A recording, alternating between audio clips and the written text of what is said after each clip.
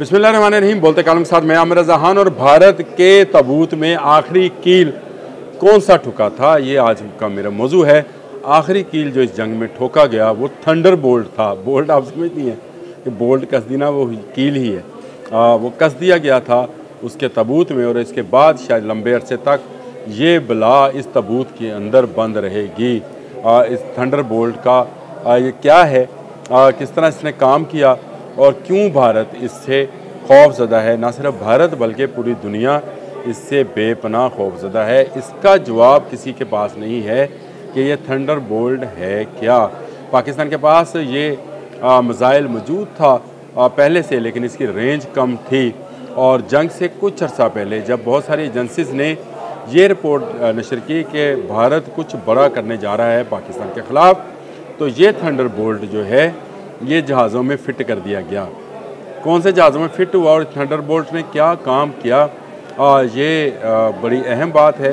और ये सबको पता होना चाहिए कि दुनिया भर में चीन कई किस्म का ऐसा असला है जो किसी दूसरे मुल्क को नहीं बेचता है, माँ सिवाय पाकिस्तान के। जी हाँ, ये बड़ी अहम चीज़ है कि पाकिस्तान पर जो वहाँ की आर्मी है या वहाँ के अस्करी कुव्वतें हैं या वहाँ के दिफाई लोग हैं, वो जितना एतबार करते हैं वो उतना एतबार ही अपनी आर्मी पर भी करते हैं। यानी अपनी आर्मी के हाल पीपल लिबरेशन आर्मी जो उनकी है, जितना एतबार उस पर है उतना ही उन्हें पाकिस्तान आर्मी पर है। और आप समझे दोनों का जॉइंट वेंचर है ये थंडर बोल्ट। ये थंडर बोल्ट दुनिया भर में कहीं सप्लाई नहीं किया जाता। दो मुल्क इस्तेमाल करते हैं, एक चाइना, दूसरा पाकिस्तान। और पाकिस्तान के पास ये थंडर बोल्ट जब एक्सपोर्ट किया गया, जब दिया गया, तो दुनिया की नज़रें इस पर थी क्योंकि इसको JF-17 थंडर ब्लॉक 3 में नस्ब किया जाना था। फिर J-10C जहाज़ हमने ले लिया जिसको दुनिया में कोई पूछ नहीं रहा था। सही बता रहे हैं आपको, J-10C को कोई इस नज़र से नहीं देख रहा था कि ये कोई बहुत जदीद त्यारा है। लेकिन राफेल इसके जवाब में जब आया तो सारी दुनिया राफेल करने लग शुरू हो गई। और बहुत सारे दिफाई माहिरीन इस बात पर हैरान थे कि इतनी कारकर्दगी वाला जहाज़ जो है वो क्यों किसी की नज़र में नहीं आ रहा। लेकिन इस थंडर बोल्ट, जिसको हम आम ज़ुबान में पीपल्स लिबरेशन आर्मी PLA 15 और 10 कहते हैं, ये वो मिसाइल है जो कि नस्ब किया गया J-10C में भी और पाकिस्तान के ब्लॉक 3 के JF-17 थंडर के अंदर भी। अच्छा, ये वो थे जो कि रेगुलर पाकिस्तान को दिए गए। इनकी रेंज 150 से 200 तक की थी। लेकिन थंडर बोल्ट 15 का वर्जन जो है, एक्सपोर्ट वर्जन जो है, ये पाकिस्तान को बहुत बाद में दिया गया जब ये इतलात आई कि भारत कोई नई हमाकत करने जा रहा है। तो इस हमाकत में ये ना हो कि पाकिस्तान को कुछ नुकसान पहुँचे, तो चीन ने वो जो आज तक उसने बाहर नहीं निकाला था, पाकिस्तान लाकर जहाज़ों में फ़िट कर दिया। और पाकिस्तान के J-10C और पाकिस्तान के JF-17 थंडर बोल्ट पर ये हुए। ये आम हालात में 300 से 350 किलोमीटर इनकी मार है। एयर टू एयर मिसाइल है। और इसके बाद हालात में ये कहा जाता है कि ये 400 से 450 किलोमीटर तक का फासला तय करके अपने दुश्मन को जो है पहचान लेते हैं। और ये इसमें ईसा रडार बिल्ट इन है।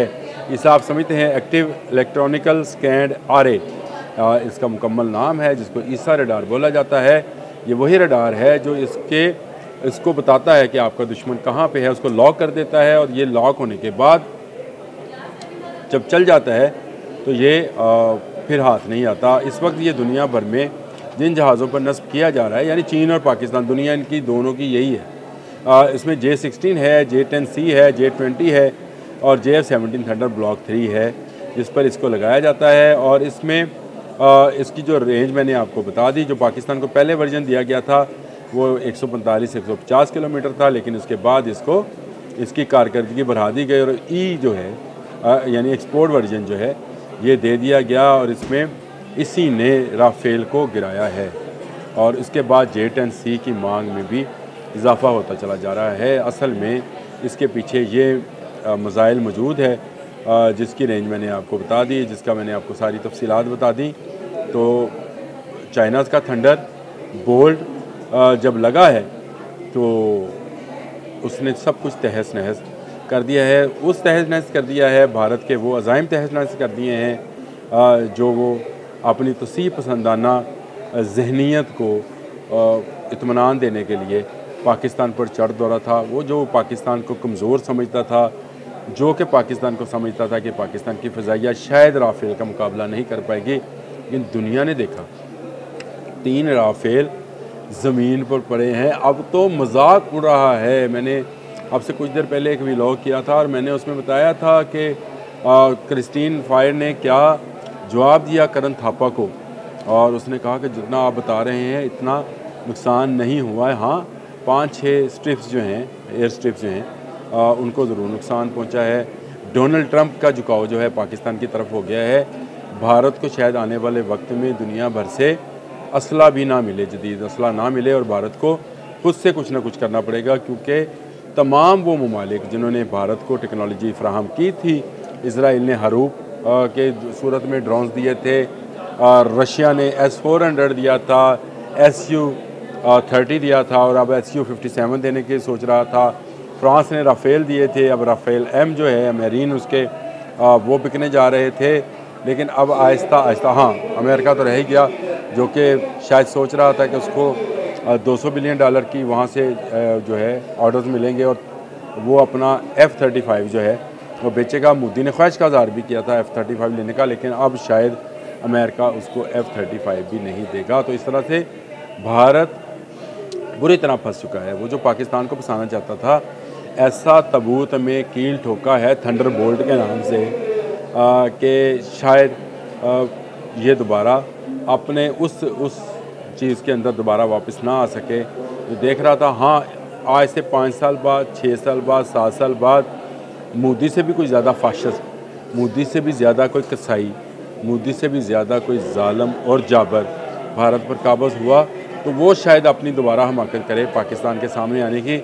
लेकिन मोदी अब दोबारा आने की कोशिश नहीं करेगा। हाँ, बैकडोर से ज़रूर अपनी डिप्लोमेसी यूज़ करने की कोशिश करेगा, कभी पानी के मसले के ऊपर, कभी यहाँ पर दहशतगर्दी को हवा देने के हवाले से, और यहाँ पर अपने एजेंट्स छोड़ने के हवाले से ये वो चालें चलता रहेगा, क्योंकि वो CPEC को बनता नहीं देखना चाहता, क्योंकि वो पाकिस्तान को फलता फूलता तरक्की करते नहीं देखना चाहता, क्योंकि वो मज़लूम कश्मीरियों को दबा कर रखना चाहता है और चाहता है कि उनके आज़ादी को सलब किए रखे। 7 लाख 8 लाख फ़ौज वहाँ रख कर, ये अब आगे ज़्यादा देर नहीं चलेगा। अब जब मौका मिलेगा पाकिस्तान उसके अंदर घुसकर मारेगा, और थंडरबोल्ट से भी जदीद मिसाइल जो हैं पाकिस्तान उस पर काम कर रहा है। नाम मैं आपको बहुत देर बाद, कुछ अरसे बाद, बहुत देर नहीं, कुछ अरसे बाद डिस्क्लोज़ करूँगा जब उसका डिज़ाइन मेरे सामने आ जाएगा, क्योंकि बिना डिज़ाइन आपसे बात करना जो है वो ऐसे ही है जैसे हवा में तीर चलाया जाए। लेकिन पाकिस्तान इस थंडरबोल्ट से भी आगे जा रहा है। थंडरबोल्ट की मैं एक बात आपको बताना भूल भी गया था कि 5 मार्क तक इसकी स्पीड जाती है, कोई दुनिया का जहाज़ इसको रोक नहीं पाता है। 5 मार्क स्पीड आप समझते हैं कि कितने हज़ार किलोमीटर पर आवर के हिसाब से ये जाता होगा। जो राफ़ेल है ये मेरा ख्याल 3 से 4 हज़ार किलोमीटर की रफ्तार से, यानी 3 से 4 मार्क की स्पीड पे जाता होगा। ये उसको इसलिए रोक नहीं पाया था और इसने उसको जाके उड़ा दिया था। हाँ, हमने उसके रडार और उसका इलेक्ट्रॉनिक सिस्टम भी जो है वो भी हमने कर दिया था, जिसके बायस वो ब्लॉक हुआ और गिर गया। लेकिन थंडरबोल्ट का तबूत का आखिरी कील साबित हुआ, और ये तबूत का आखिरी कील भारत के इस जानवर को, उस खूनखार जानवर को शायद लंबे अरसे तक तबूत में ही बंद रखने के काम है। अब तक के लिए इतना ही। अल्लाह।